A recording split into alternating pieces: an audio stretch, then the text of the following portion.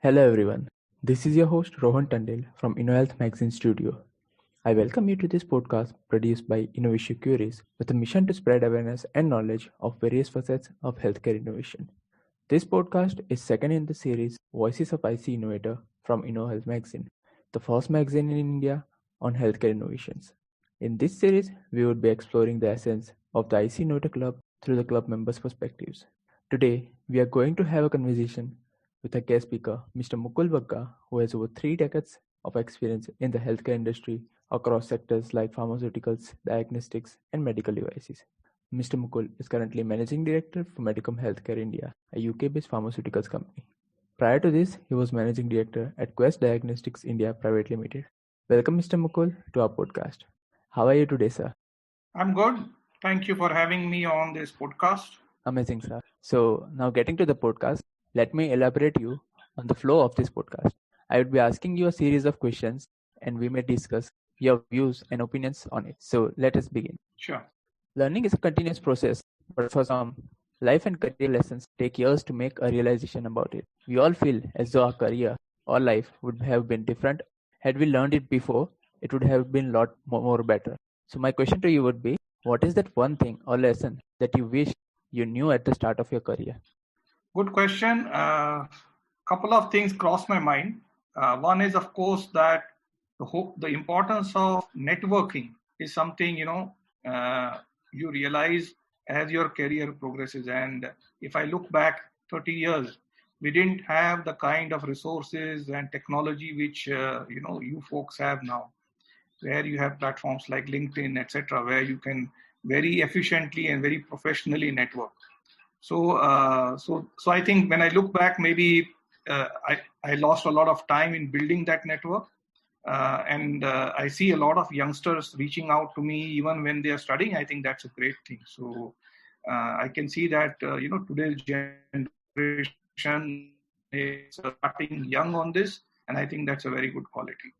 Another thing, if I may just point out in terms of my effectiveness as a leader, I think building empathy with your team and with your colleagues, etc., is very crucial. And I'll give you a context. When you're young and wanting to get things done, you're in a hurry to grow, ambitious, full of energy and enthusiasm, and you're driving a project. The typical mindset is whoever comes in the way, whether it's a colleague or a subordinate or a colleague who's standing in the way, you want to shoot them down and find a way to, or basically what I mean to say is jump ahead of them or take them with you or drag them with you.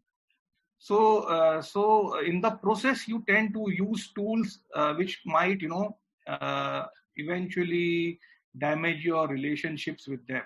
You think you're doing the right thing in the interest of the organization and the project, but actually you're doing long-term to the relationship you have, and which ultimately is detrimental to the team and the organization. So it's always important that you are able to take the team with you. Don't try to run too far ahead. Try to balance out and maybe wait some time for others. Don't burn your relationship. So that's what I would say. Yeah, sir, true, sir. In building a good career, we should never break our networks and sever them away. So, coming to our next question. Through a career, we come across many resources which help us get through various situations in life. But not all of them have an extraordinary impact or say had a major influence. So, what I would like to ask is, what are the resources that had a major influence on you as a professional or as an individual? Right. So I think the resources which I would like to enumerate. One is the kind of we got, I got, was growing in companies like Johnson and Johnson or Novartis, where they literally give you an opportunity to launch global brands, network with global teams, give you an opportunity to participate in global forums. And at that time, India was pretty, cut off from the rest of the world. International travel or interaction, internet was just opening up. So that kind of exposure really helped us to get a global vision, a bigger vision of how things could be. I still remember, hearing how countries like Thailand and Indonesia had 5 to 10 times the business that the whole country like was. We thought we were doing fantastic, but when we have went and heard their numbers, we were completely amazed that what are these guys doing, which is so different. So I think that exposure really helped us to grow. Another very important resource, when you work with professional organizations, is they give you an opportunity to have a lot of professional development by sending you for developmental programs, management development programs. And one such program I recall is where I attended at the Tuck Business School at Dartmouth College in US. And we had a 1 week's immersion where we had senior leaders from across the Novartis world who came together. And one of the most important takeaways, which I think really helped me in my professional career, was the importance of influence skills. And how again, I mean, this is again connecting with the empathy factor, that it's not just about sending an email or whatever, trying to achieve an objective, but how you're able to influence people who are junior, senior, or even your peers, so that the overall objective of the organization or your project is achieved. Yes, true. I would like to agree with you on that point. So, coming to the next question. Apart from resources, we also come across various personalities. And in this age of seamless connectivity, we are exposed to an infinite number of amazing personalities. But from those millions of personalities, there are few who actually impact our lives, the ones we idolize, which bring me to my question. Which person, or say, who are the people you idealize and why? No, I will not say idolize because I love to read autobiographies. I have read a lot of autobiographies, both in healthcare as well as out of healthcare. And in healthcare in India, few of them which have inspired me, I can share, like the story of the founders of the Arvind Eye Hospital System, which is one of the largest eye hospital systems in the world, and how a selfless US-based eye surgeon came back and set up this whole network. It's a beautiful story which is told in a book. There is another one where which is about Dilip Singhvi, who founded Sun Pharma, and how he started off as a small humble distributor, and then he has become the the managing director of, and of course the owner of, the largest pharmaceutical company in India. So these are personalities which are inspiring to you from different walks of life. You read their autobiographies. You don't idolize them exactly, but you want to learn from what are the things that they did, which perhaps you can replicate, in your life. But on a practical or a realistic note, it's important also to have role models. And many times, the boss you work with becomes your role model. And obviously, I mean, if you're in a toxic relationship, you will exit it sooner or later. But if it's a relationship where you're learning, and that's the best kind of partnership you can have, where you learn from your boss, and that continues your learning journey in an organization. So the two people I would recall is my boss at J&J. His name was Sanjeev Dani. He is currently the CEO or Chief Operating Officer at Aurobindo Pharmaceuticals. And the other person a lot of respect is Simon Martin, who is the founder of Medicom Healthcare, but who was the guy who recruited me into Novartis as the head of the ophthalmics business in India. So both of them, the quality I learned was critical thinking. How important that is in terms of decision making, informed decision making, etc. I would agree on that point that mentor-mentee relationship is very vital for building a career, and idolize kind of following some traits of a person that we know, and end up copying or kind of attempting to improve ourselves through that personality. So coming to our next question. So talking about careers, many people face various hardships. So I would like to know some of the hardships you faced in your career and how you found inspiration from such situations.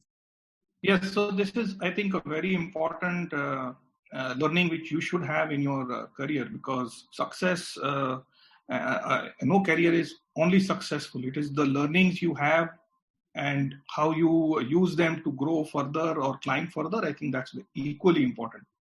And if I could pick out, say, 3 phases in my career, let's say the first decade, second decade, and third decade. So I would start maybe with incident or kind of a situation. I was at Johnson and Johnson, where I was working as their marketing head in the pharmaceuticals division. So because we had tasted success with a few products, management is always in a mood to try and test your limits a little more. So a project which was very, let's say, close to the heart of our regional management, the success of our anti-cancer product, but was not doing well in India because it was expensive, etc., etc. And he was somehow not happy with the team that time was, doing it. He just threw the ball at me and he said, Mukul, if you are able to get this product going, we will consider it, a great success for the Indian organization. So it was a little matter of not only personal prestige, but also of our Indian organization. The point was that the going rate was, say, 10 lakh rupees a month. And what was expected was something close to 50 lakhs, so almost 5 times what you were, selling, you had to do. And with a short runway of 6 to 8 months, which were left in the, year. So we really, sort of put our heart and soul into this. One of the very important innovations which we did at that time, and this is again part of not just my effort, the team around me, with me, who contributed, was to recruit doctors as medical reps. They were, of course, called product specialists. But when these guys went and talked to doctors, they got much more time, respect, and a very difficult product to sell eventually managed to get some kind of traction. So I think, such challenges really push you and push your innovation. As they say, necessity is the mother of invention. So it kind of, makes you think out of the box. I think that was a great learning experience for me. Another interesting experience came up when I was at Novartis. Our business unit for ophthalmics was doing pretty well. But there was a global reorganization which happened. Novartis happened to acquire Alcon. So they were reshuffling the whole portfolio. And they decided that, the part of the portfolio which we had has to be shifted out. So basically the product portfolio which was left with me was very small. The team was very small. So it was a little bit of a setback personally, because you feel that, your team size has become small, your portfolio has become small. But the team which was the core team which remained with me, we were determined to show management that even though the portfolio was small, we would be no less than any other bigger business unit. And we put our hearts and minds to it, and I think the results were fantastic. That year we won the Best Business Unit Award in the company. So, that was really very sweet that after the setback, I could still remember the disappointment of a year back when we were told about the shifting and then standing on the podium and, picking up the award and all the blood and sweat which went, in between. And let's say a more recent experience was when, as a managing director of Quest, and you're given a mandate to grow the company, invest in the company, build up Quest. Quest is, of course, the number one player in pathology testing in the US, and with a vision to try and be as big in India. And you start building it up, and you want investment, etc. And suddenly there is a management rethink, and they feel that India is too small, too risky, and they want to exit India. So all the effort which the team puts in, they were absolutely heartbroken. Of course, a lot of people lost their jobs, including me. So yes, so that was another, setback, and how you come out of that in a way that you are able to continue to be positive, grow yourself professionally, and contribute to whatever you're doing. I think these are 3 big milestones of whatever stumbles which I had across my professional life. True, sir. Having hardships is one thing, but exploring and experiencing experiences that it gives to us is way more better than what we expect. And coming out of it, if we get to be successful later on, that gives us immense pleasure too. So, coming to my next question, I would like to ask, besides your current profession, what profession would you like to explore if you are given a choice? So, One thing which is very close to my heart is creative writing. So I always felt that at that time for us, creative writing meant journalism. But I feel there is a book hidden inside me. I want to somewhere write down these experiences of mine and maybe share them. But yes, I do give vent to this. We get a lot of opportunity to contribute, write in different forums, etc. So I really enjoy that. True, sir. I would like to read that book.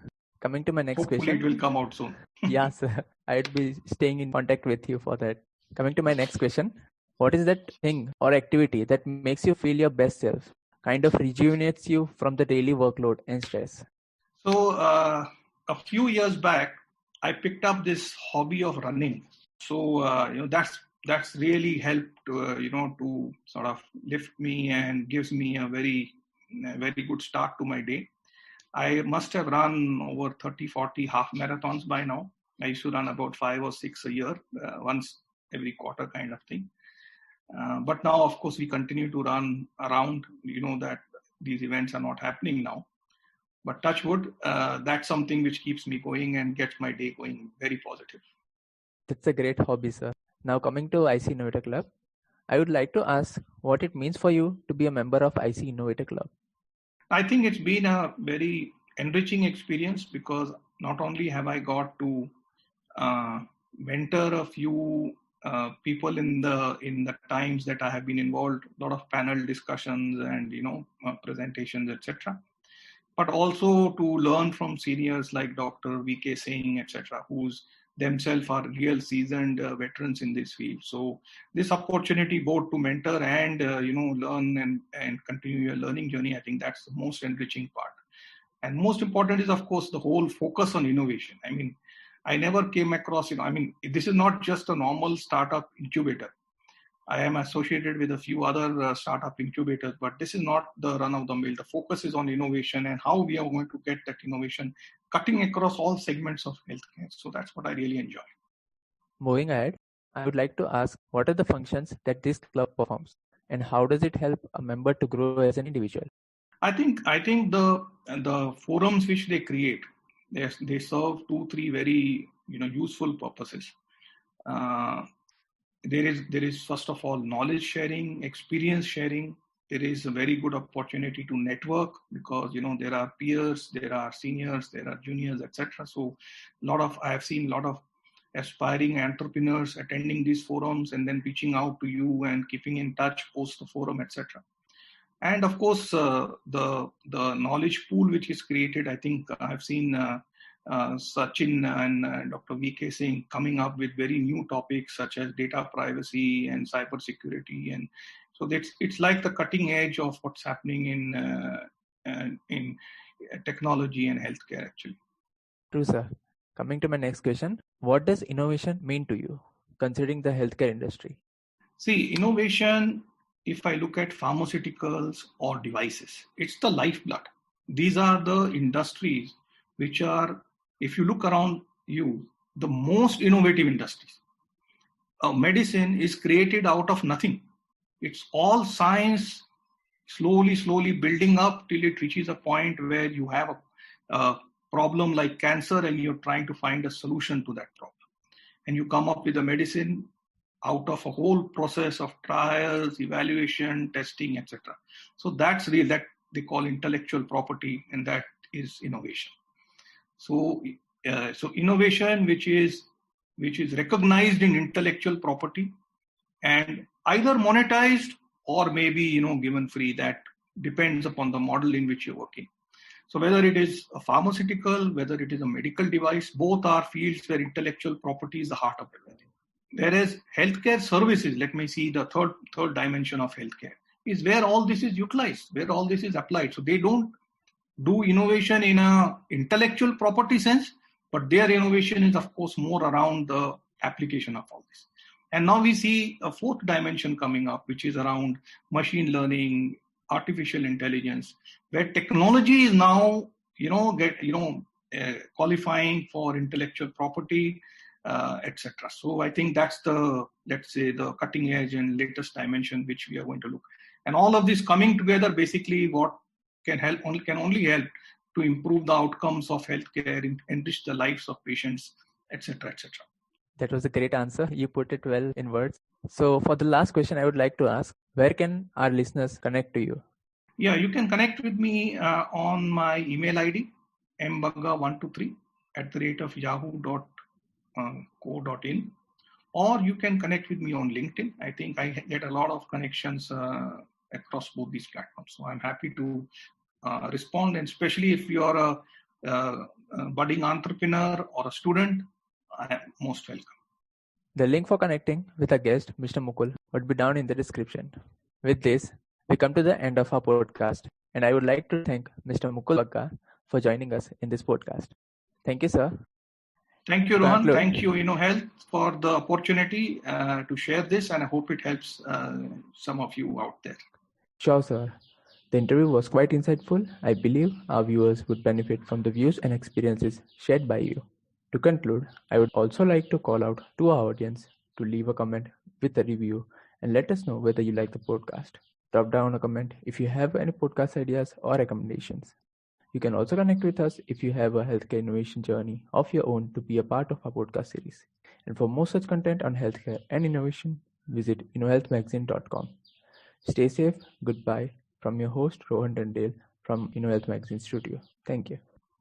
Thank you. Be safe. Bye bye.